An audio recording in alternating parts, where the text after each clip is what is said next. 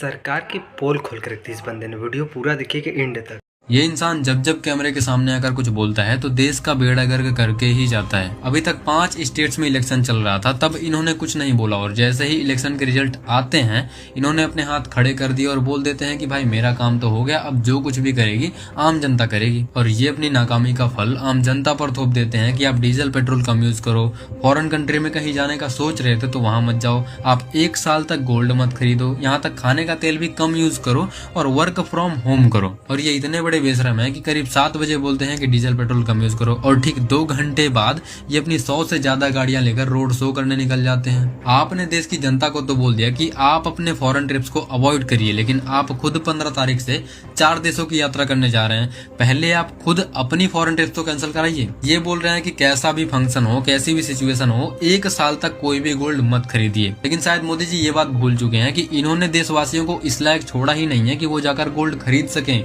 देश की 80 करोड़ जनता इनके ही दिए गए 5 किलो राशन पर अपना जीवन व्यतीत कर रही है। और मान लो जो बचे कुछ लोग गोल्ड खरीदते थे वो 1 साल तक बिल्कुल भी गोल्ड नहीं खरीदते हैं, तो जो ज्वेलरी सेक्टर में 45 से 80 लाख लोग काम करते थे उनका 1 साल तक क्या होगा? वो तो बेरोजगार बैठ जाएंगे। उनके परिवार को कौन देखेगा? क्या उनका परिवार भूखा मर जाए? आप बोल रहे हैं कि खाने का तेल भी अगर आप कम यूज करते हैं तो वो भी एक तरह का देशभक्ति है। वहीं दूसरी तरफ आपने ही बोला था कि पकौड़ा तलकर भी अगर कोई व्यक्ति बेच रहा है तो वो भी एक तरह का रोजगार है। जो व्यक्ति आपकी बात मानकर पकौड़ा तल रहा था, या तो वो पकौड़ा तलता रहे और देशद्रोही बन जाए, या तो वो पकौड़ा तलना बंद कर दे और भूखा मर जाए। आप देश की भोली भाली जनता को ज्ञान दे रहे हैं कि स्वदेशी अपनाइए, लेकिन आपके जूते से लेकर चश्मे तक, यहाँ तक आप जिस गाड़ी में घूमते हैं अपना काफिला लेकर, वो भी फॉरेन कंट्री से मंगाई जाती है। जब आप देश के पीएम हैं और खुद स्वदेशी नहीं अपना पा रहे हैं तो देश की जनता कैसे अपनाएगी? अगर डीजल पेट्रोल बचाना ही देशभक्ति है तो सबसे बड़े देशद्रोही आप हैं जो 50-60 गाड़ियों का काफिला लेकर फालतू में चलते रहते हैं। इनको तो ये बोलना चाहिए था कि आप देश की मीडिया को देखना बंद कर दें।